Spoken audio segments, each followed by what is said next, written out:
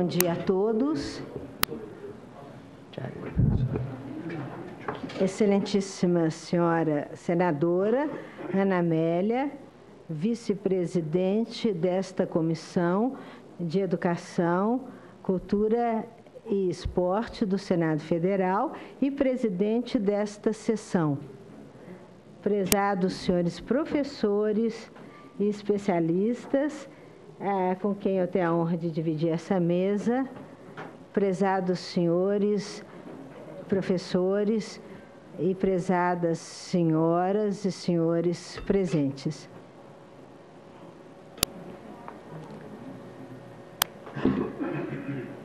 Eu trouxe meu texto escrito, mesmo assim corro o risco de ultrapassar os 20 minutos, mas podem me avisar se eu o fizer. Eu também vou me estender um pouco em alguns aspectos que não estão escritos, mas o texto está disponível.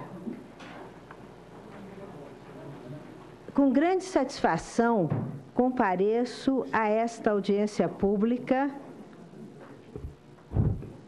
destinada a debater o acordo ortográfico da língua portuguesa e agradeço o convite que me trouxe até aqui.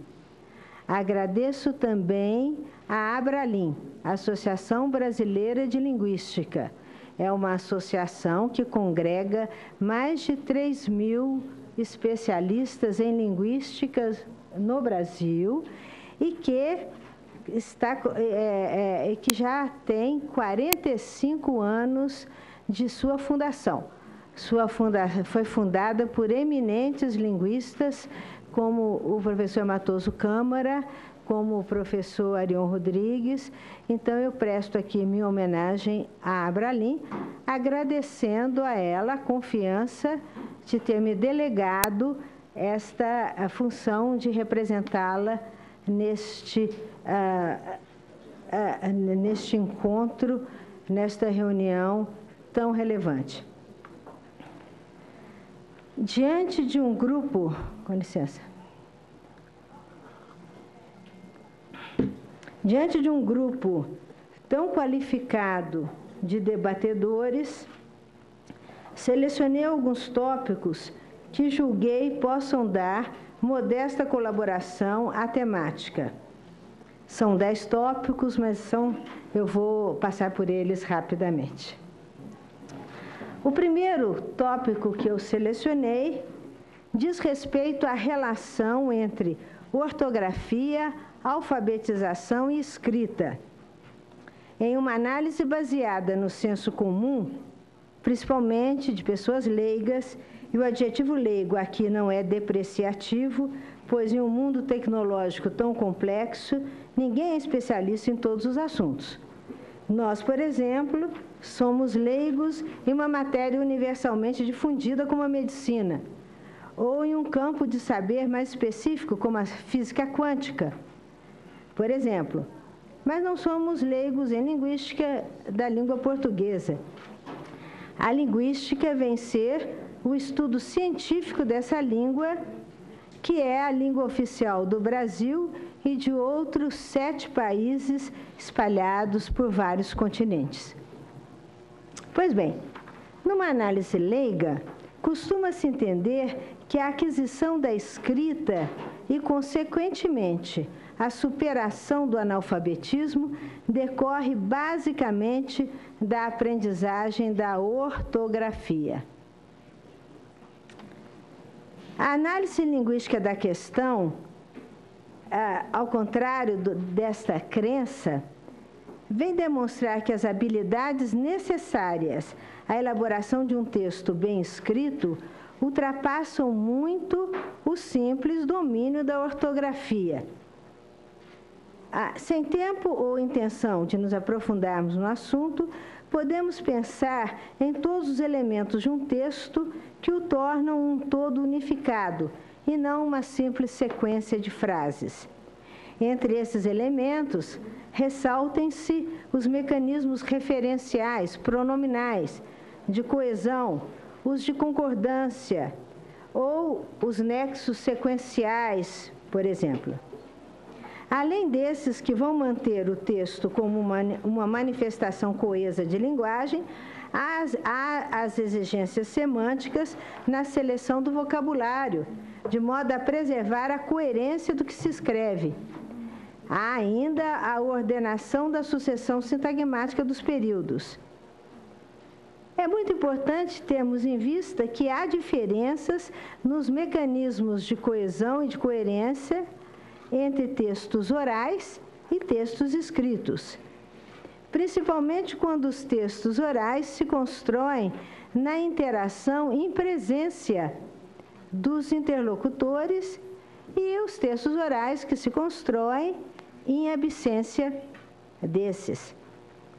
Por tudo isso, escrever um texto é difícil, mesmo para quem tem o domínio da modalidade oral da língua em que esse é escrito.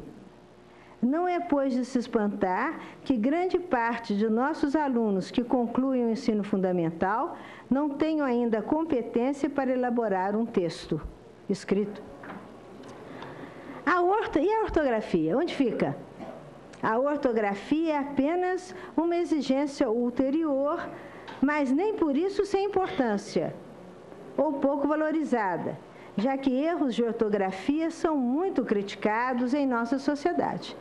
Quem frequenta a internet vê com muita frequência a placas e avisos que são escritos, foram grafados com erros de ortografia, e isso passa pelas pessoas que criticam, que se assustam mediante os tais erros de ortografia. Então, a ortografia não é, embora há 1 ou 2 décadas, alguns linguistas quiseram fazer crer, a ortografia não é de menor importância. A ortografia é importante.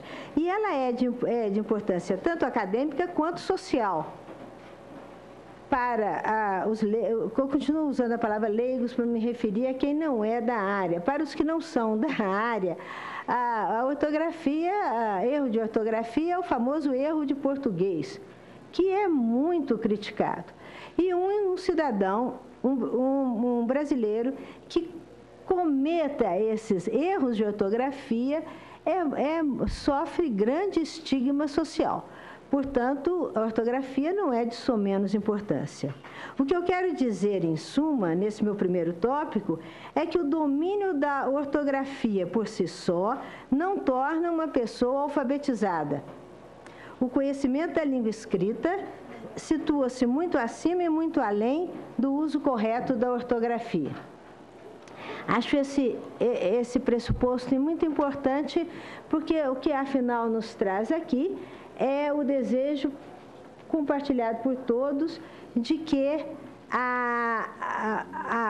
o trabalho na ortografia, a partir do acordo, possa ajudar a melhorar os índices educacionais. Tomando, então, esse meu primeiro tópico como um pressuposto, passo ao segundo. E, novamente, me valho do senso comum. Seria o seguinte, uma crença. É aconselhável que as ortografias tenham caráter fonético, ou pelo menos sejam razoavelmente fonêmicas, para facilitar a alfabetização. Ou seja, tanto quanto possível, devemos escrever como falamos. Nós também, os linguistas também, e quando eu falo linguistas, professor, com muita alegria, estamos incluindo os gramáticos, os filólogos, os dialetólogos, como uma categoria ampla. Os professores. O conhecimento. Os linguistas não acatam eles não aderem a essa crença de que quanto mais próximo da língua oral, da pronúncia vigente, melhor, mais fácil seria alfabetizar o indivíduo. O conhecimento das chamadas línguas de cultura contemporâneas demonstra que essa asserção é uma falácia. Em línguas como o inglês, o francês, o alemão, por exemplo, há uma enorme distância entre a sua ortografia e as pronúncias atuais. Isso ocorre porque a pronúncia dessas línguas foi se alterando ao longo dos séculos, como de resto sempre acontece com as línguas naturais. Estão sempre permanentemente em variação e mudança. Mas as comunidades que as usam optaram por preservar a ortografia em seu formato inicial e não são afeitas a reformas ortográficas.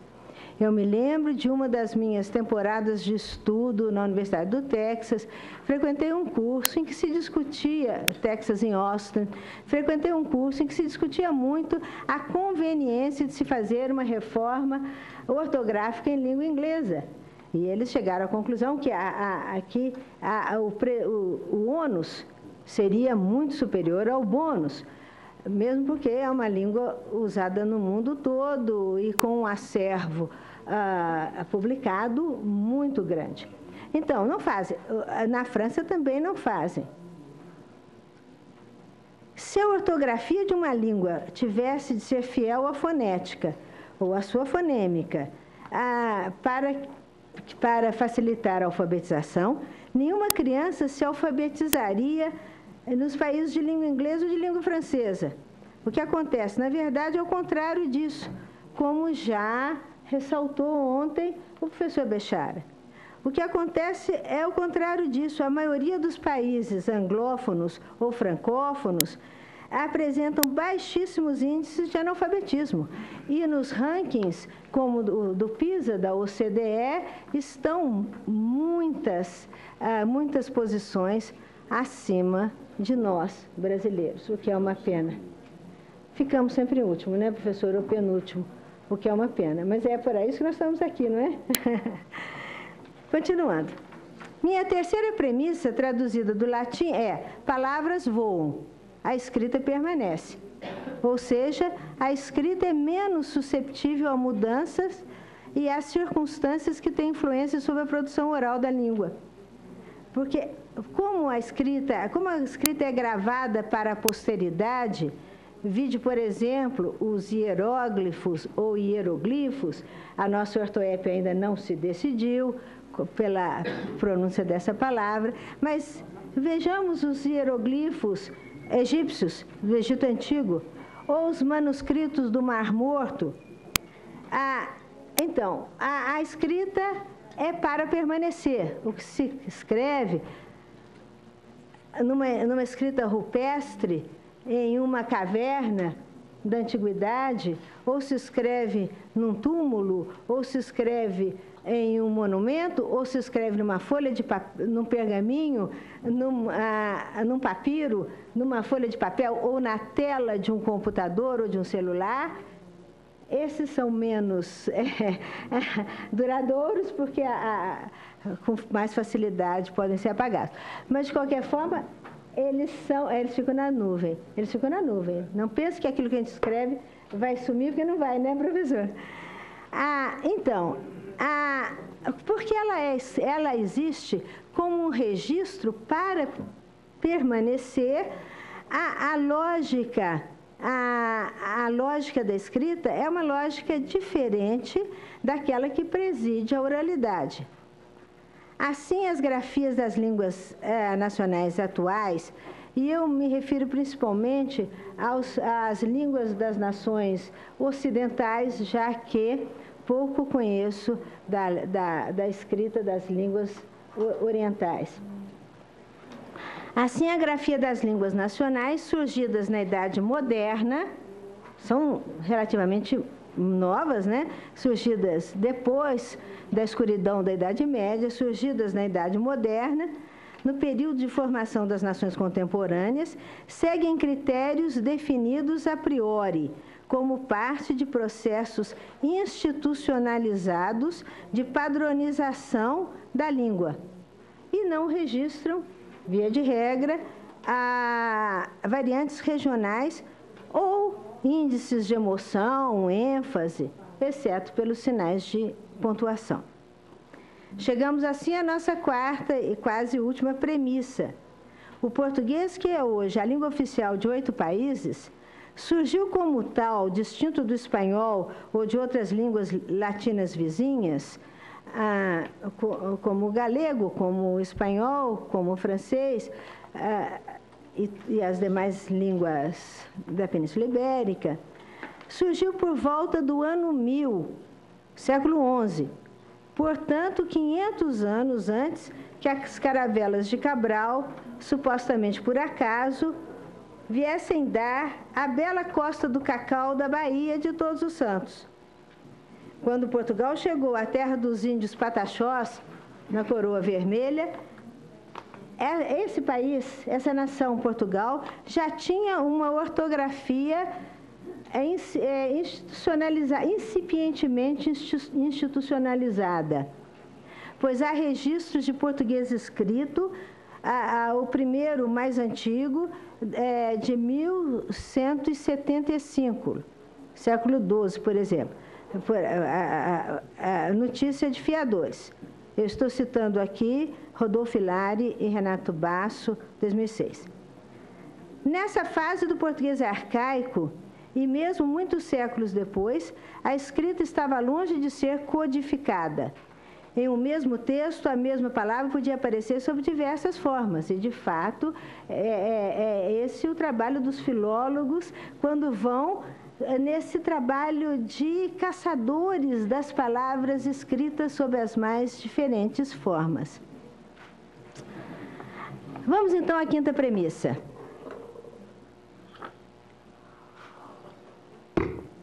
A padronização da ortografia da nossa língua, que o grande Matoso Câmara considera razoavelmente fonêmica, só iria ocorrer no século XIX, como um serviço prestado por fonólogos portugueses. Ontem tivemos verdadeiras aulas sobre esse período da protolíngua e do português arcaico e a padronização da nossa ortografia. No século XIX, essa padronização foi um serviço prestado por fonólogos portugueses. Possivelmente, salvo o melhor juízo, naquela época não havia fonólogos aptos a fazer isso no Brasil, nem em Angola, nem em Moçambique, em qualquer outro país de língua portuguesa como língua oficial, que formam a CPLP, Comunidade dos Países de Língua Portuguesa. É preciso enfatizar que esse processo de padronização da ortografia, assim como da ortoepia, é um processo de política de idioma, política de Estado, e que é patrocinado pelos governos. Nos países ocidentais, justamente quando se cria um governo unificado, após os muitos reinos medievais, esse governo unificado procura procura tomar essas providências visando a codificação, a padronização da língua. A primeira gramática da língua portuguesa de 1536. Bem, entre essas medidas de padronização, nós temos a lexicografia. Além da organização da ortografia, da ortoepia, nós temos a lexicografia, a elaboração dos dicionários.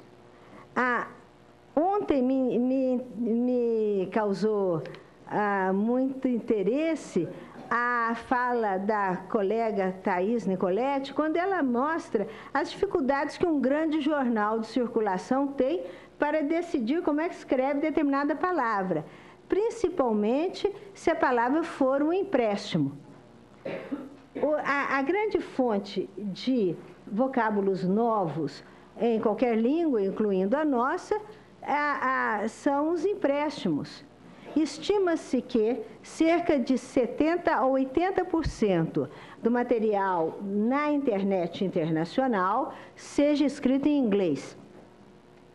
Então, é do inglês mesmo que vem a maioria dos empréstimos. Já se discutiu aqui nessa casa, no Congresso Nacional, a questão dos empréstimos, o que fazer com os empréstimos, mas é muito produtiva a incorporação dos empréstimos ao léxico da língua.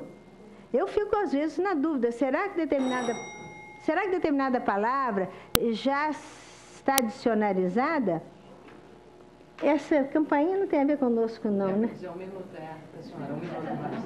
Só? Mais um minuto, que a senhora está, seu texto, a senhora está fazendo um... Ah, estou mesmo, professora. Então eu vou, senadora, então eu vou me deter em um último assunto. Eu pensei que essa campainha era para alertar os senadores que fossem para o plenário, não é para nós mesmos. Muito bem, tá certo.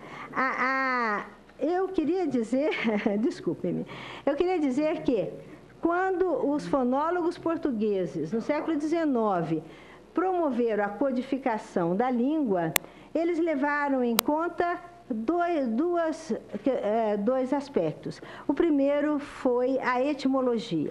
O nosso caríssimo professor Pimentel ontem falou sobre a desnecessidade de se observar a ortografia.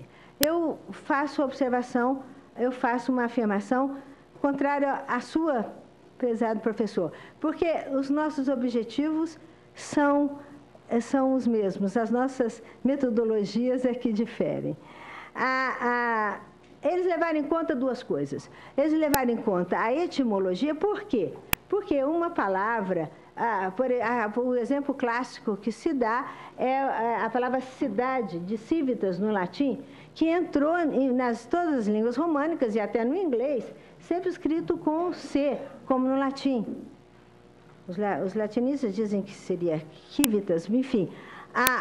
Mas em inglês, por exemplo, que tem um grande parto léxico oriundo do latim, é city, né? Em francês é cité, e ciudad, e no espanhol, etc, etc. Então, a etimologia nos mostra esse parentesco, nos mostra como as palavras são cognatas. E isso é importante na lógica da escrita. E as faculdades de letras hoje não ensinam mais filologia românica. O que é uma pena, né, professor? Porque tínhamos que, já não estudamos quase latim, e se não estudarmos filologia românica... Bem, o segundo aspecto que os fonólogos levaram em conta é a regularidade da morfossintaxe. Por exemplo, nós temos... Hoje, quando ensinamos alguém, estamos ensinando professores ou alunos, desde as séries iniciais, nós nos valemos muito das regularidades. Por exemplo, o imperfeito subjuntivo será sempre o morfema, modo temporal do imperfeito subjuntivo é sempre grafado com SSE, né? Se eu quisesse, se eu fizesse, se eu pudesse, não é? A morfologia derivacional, riqueza, a flexional, duquesa, um se escreve com Z, outro se escreve com S, mas isso é previsível. Isso tudo é muito previsível. Diante disso... Não mexe. Eu me detenho, vocês têm o texto, para dizer que... Professora, desculpa, nós duas ouvimos uma coisa que o nosso Júlio não ouviu. A senhora ouviu uma campainha, não ouviu? Eu também ouvi uma campainha. Eu até perguntei à senhora se era para ficar quieta. E a campainha aqui? Como? Agora, eu confio na assessoria e ela é exatamente isso. Para terminar mesmo, né? Não, essa eu ampliei para 4 minutos, que a senhora está disponível. Então, para encerrar, eu deixo aqui a mensagem da Abralim, que recomenda que se consolide o acordo ortográfico de 1990, sem que haja nenhuma alteração unilateral. Qualquer alteração que se queira fazer no acordo, que seja feito no âmbito da CPLP e do ILP. Muito obrigada. Desculpe-me, senadora. Não, absolutamente. E eu queria até que a senhora repetisse essa frase final. Pois não. Da questão da unilateralidade. O que pensa a Abralim é que o Brasil, a República Federativa do Brasil, é signatária de um acordo. E esse acordo foi feito no âmbito da CPLP. O ILP, Instituto Internacional de Língua Portuguesa, foi indicado para administrar a implantação, e se eu tivesse tempo, falaria sobre os vocabulários que estão já bem adiantados. Mas entende a Abralim que não se deve fazer alterações unilaterais. Essa é a palavra, unilaterais. Quaisquer alterações que sejam multilaterais no âmbito da CPLP. Obrigada, senadora. Muito obrigada, professora Estela Mares. Agradeço muito a sua valiosa colaboração e como nós teremos na hora dos debates, aí a oportunidade de esclarecer algumas dúvidas que ficaram ainda pendentes, inclusive pedir ao professor Pasquale, mesmo que a casa seja uma casa política, mas a gente tem aqui um ordenamento, enquanto estão fazendo o depoimento, há digamos, uma liturgia do regimento interno, que a interrupção tem que ser feita mediante a mesa, não que eu seja, digamos, é o rigor que o regimento permite. Então, quando algum dos expositores quiser fazer uma interrupção, encaminha que a gente examina, mas o ideal é que cada um expositor cumpra o seu tempo e, terminado o seu tempo, a gente entra no debate. Apenas um esclarecimento em respeito a todos os demais expositores. Eu queria, antes de passar a palavra ao Carlos André, vamos fazer nas pontas da nossa mesa, eu queria agradecer muito a presença e registrar a presença do professor que ontem nos deu a grande honra de estar aqui,